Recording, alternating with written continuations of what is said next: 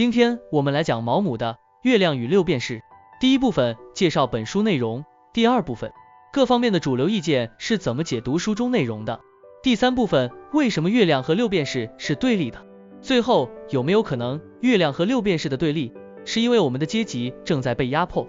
月亮与六便士》是英国作家毛姆的一部小说，灵感来自法国画家保罗·高更的生平，故事围绕主人公扎尔斯·斯特里克兰展开。他从一个普通的伦敦证券经纪人变成了一个抛弃家庭、追求艺术的画家。这本书探讨了艺术、追求、家庭和社会冲突的代价。故事开始时，斯特里克兰过着中产阶级的稳定生活，拥有妻子和2个孩子，但他内心一直怀揣着对艺术的热情，尤其是绘画。在40多岁的时候，他突然决定抛弃家庭和事业，前往巴黎追寻画家的梦想。这一举动让他的家人和朋友感到震惊，但他对周围人的反应毫不在意。在巴黎，斯特里克兰过得非常贫困，甚至经常没有足够的食物。然而，他从不妥协，坚持自己的艺术追求。随着时间的推移，他的绘画天赋逐渐显露，但他的作品风格和生活方式让许多人难以理解。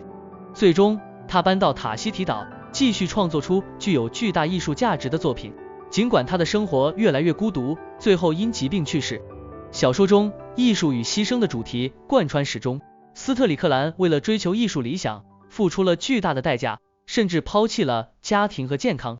书名《月亮与六便士》象征了他内心的两面，月亮代表着他追求的崇高理想，而六便士则象征着现实中的物质生活。他选择了月亮，舍弃了六便士。斯特里克兰虽然天赋异禀，但性格孤僻冷酷，缺乏同理心。小说探讨了天才艺术家与普通社会规范之间的冲突，艺术创造与个性之间的复杂关系。同时，斯特里克兰的选择也引发了对个人自由与社会责任的讨论。他背离了社会的期望，追求自我解放，却也付出了沉重的代价。总的来说，《月亮与六便士》通过斯特里克兰的艺术追求，展示了艺术家与社会、家庭、现实生活之间的复杂关系。这本书强调了为理想不惜一切代价的主题，同时对艺术的独特性和个人天赋进行了深入探讨。第二部分，各方面的主流意见是怎么解读书中内容的。《月亮与六便士》中的价值观引发了不同层面的讨论，特别是关于个人追求、艺术、道德和社会责任之间的冲突。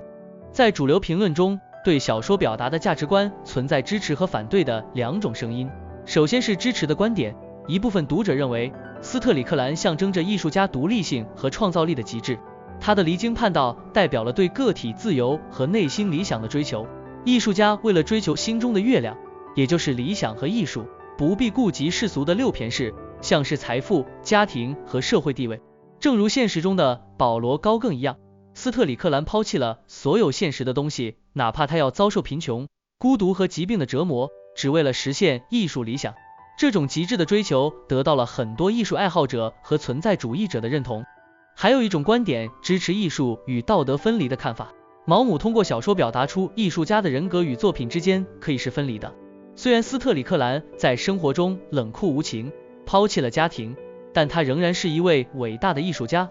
真正的艺术家需要抛弃世俗的道德观，全心投入创造。伟大的艺术往往源自个体的非凡，甚至反社会行为，这在艺术史中并不少见。另外，一些评论者还指出，小说暗含了对资本主义社会的批判。斯特里克兰抛弃了中产阶级的安稳生活，反映了一种对资本主义价值观的反抗。他的行为批判了那些将成功等同于金钱和地位的社会价值体系，认为艺术的追求是一种更真实的自我追寻。另一方面，也有反对的声音。一些人认为斯特里克兰的行为极度自私，他完全忽视了对家庭的责任，抛弃了妻子和孩子。批评者质疑毛姆是不是在美化一种对家庭和人际关系冷漠、逃避的生活方式。在他们看来，斯特里克兰的追求是对家庭的背叛，毛姆的赞扬则显得不负责任。还有人指出，斯特里克兰代表了一种极端的个人主义，而这种个人主义是危险的，他缺乏同理心，甚至带有反社会的倾向。反对者认为，小说在某种程度上倡导了一种自我至上的观念，忽视了社会责任和道德义务。斯特里克兰的艺术追求虽然值得钦佩，但他对他人感情的冷漠，尤其是对家庭的伤害，让人质疑这种极端个人主义是否值得推崇。此外，一些评论者还认为，毛姆在这本书中过于浪漫化了艺术家的形象，过度强调了孤独和背叛社会的艺术家生活。这种浪漫化可能误导读者，现实生活中的艺术和生活不应是彼此对立的。大多数艺术家即便追求创造力，也能同时承担家庭责任，融入社会。总的来说，《月亮与六便士》中的价值观在不同的读者群体中引发了截然不同的看法。支持者推崇斯特里克兰的艺术追求和对个体自由的坚守，认为这是对社会中庸价值观的挑战；而反对者则批评他对家庭和道德的漠视，认为小说理想化了艺术家的生活，忽视了现实中的复杂性和责任。第三部分，为什么月亮和六便士是对立的？在《月亮与六便士》中，毛姆将月亮和六便士作为象征，月亮代表崇高的理想、艺术追求和精神世界，而六便士则象征现实生活、物质需求和社会责任。小说的核心冲突就是主人公斯特里克兰为了追求心中的月亮，舍弃了与六便士相关的一切，比如家庭、财富、地位和社会责任。那为什么月亮和六便士被视为对立且不可兼得呢？可以从几个角度来看。首先，斯特里克兰的艺术追求是极端的，他认为艺术是唯一重要的，其他一切，包括家庭、朋友和社会期望，都是束缚。他觉得追求月亮必须抛弃所有与六便士有关的东西，这种非黑即白的态度使得他无法在理想与现实之间找到平衡。毛姆通过他传达出这样一种观念，对于某些天才艺术家而言，只有彻底抛弃世俗生活，才能实现真正的艺术创造力。其次，现实与理想的冲突也是重要的议题。世俗生活要求责任、稳定和妥协，而艺术追求则需要自由、创意和孤独。斯特里克兰拒绝妥协，因为他认为妥协意味着牺牲艺术的纯粹性。对于他来说，追求艺术理想与物质需求是不可调和的。从象征意义上看，月亮和六便士代表了精神与物质、理想与现实、个人自由与社会责任之间的永恒二元对立。月亮是高远而不可触及的，六便士则是日常生活中的基本需求。毛姆通过这种对比揭示了人类生活中的一大困境：是否可以既追求理想，又维持现实的稳定？对斯特里克兰这种极端追求者而言，似乎只能选择其中一个，而无法兼得。还有，毛姆展现了艺术创作的代价。在斯特里克兰的视角中，生活中的现实需求、家庭、金钱、社交都是无关紧要的。他相信，要成为伟大的艺术家，就必须割断与世俗生活的联系。兼得月亮与六便士，在他看来不仅是不可能的，而且是对艺术的背叛。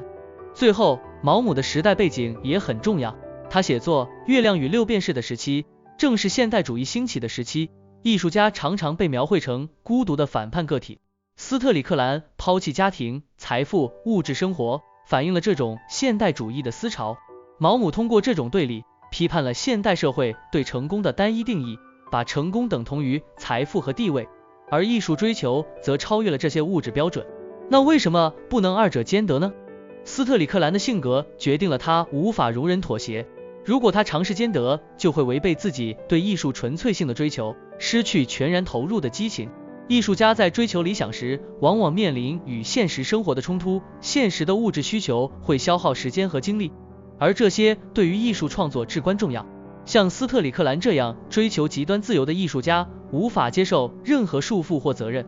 毛姆通过斯特里克兰展现了理想与现实生活之间的极端冲突。虽然不是所有艺术家都像他这样，但毛姆的艺术观表达了某些人对理想与现实不可调和的看法。为了伟大的理想，必须牺牲现实中的一切，而坚持世俗生活可能会抹杀创造力。不过，现代社会中，许多人尝试在理想与现实之间找到平衡，认为月亮和六便士可以兼得。人们可以在物质生活中寻找精神追求的空间，通过合理的规划实现兼顾。如今，更多人相信艺术家不必像斯特里克兰那样孤独地追求理想，而是可以与社会家庭和谐共存。然而，毛姆的小说揭示了当一个人将理想推向极致时，现实生活中必须付出的代价。这种对立虽然存在于小说中，但在现实生活中，如何在二者之间找到平衡，依然是我们每个人都要面对的挑战。最后是我的看法，有没有可能富人阶级、权贵阶级，甚至剥削阶级，其实是不需要为了六便士放弃月亮的？确实，在这些阶层中，往往拥有更多的资源和时间去追求个人的理想，也就是月亮，而不必像普通人那样为了物质需求放弃梦想和精神追求。首先，富人和权贵阶级已经拥有了足够的物质资源，不需要为生计牺牲时间和精力。相比普通人，他们的财富使得他们有更多的自由去追求理想、艺术、哲学等精神世界。例如，在历史上，许多艺术家、作家和哲学家都出身于贵族或富人阶层，他们不需要面对日常生活的压力，能够专注于更高层次的自我表达。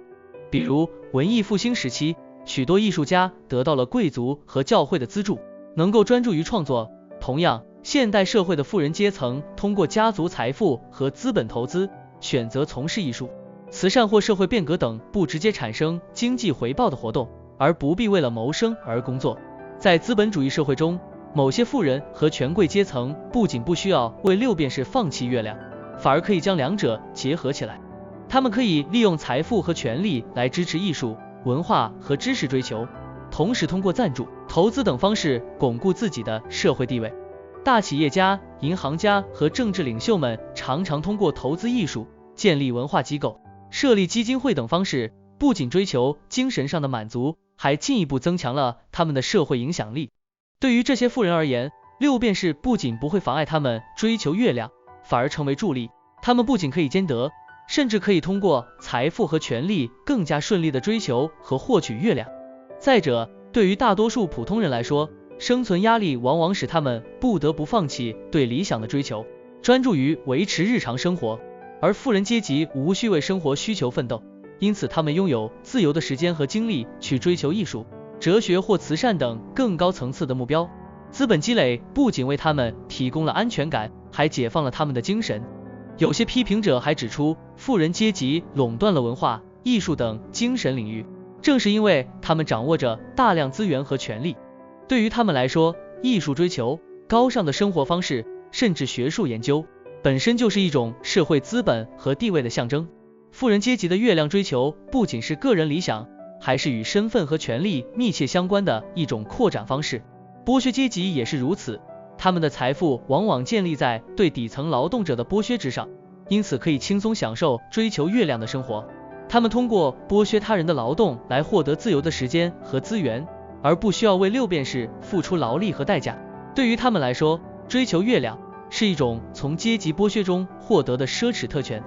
当然，也有一些例外的精英，他们不仅追求物质财富，还真诚地追求高尚的理想和艺术成就。历史上许多出色的艺术家、思想家来自富裕家庭，他们利用家庭资源，不仅在艺术或哲学上取得成就，还推动了社会进步。他们既能利用六便士保证生活安逸，又能通过追求月亮实现人生的更高目标。尽管富人和权贵阶级往往能够在很多情况下兼得，但这个现实也是有争议的。批评者，尤其是马克思主义者，会指出这种特权是建立在不平等的社会结构和剥削关系之上的。富人和权贵的自由和理想追求，往往是以工人阶级或被剥削者的牺牲为代价。他们可以不为生计发愁，正是因为有大量底层劳动者为他们的财富做出了贡献。因此，从这个角度来看，普通人为了生活必须放弃理想，而富人阶级却能够轻松兼得。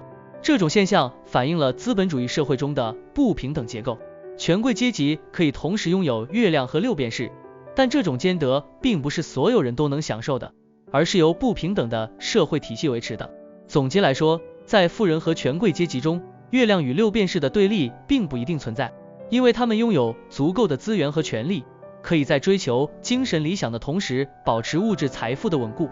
他们不必在理想与现实之间做出艰难的选择。不过，这种现象背后伴随着剥削和社会不平等，使得大多数普通人难以兼得月亮与六便士。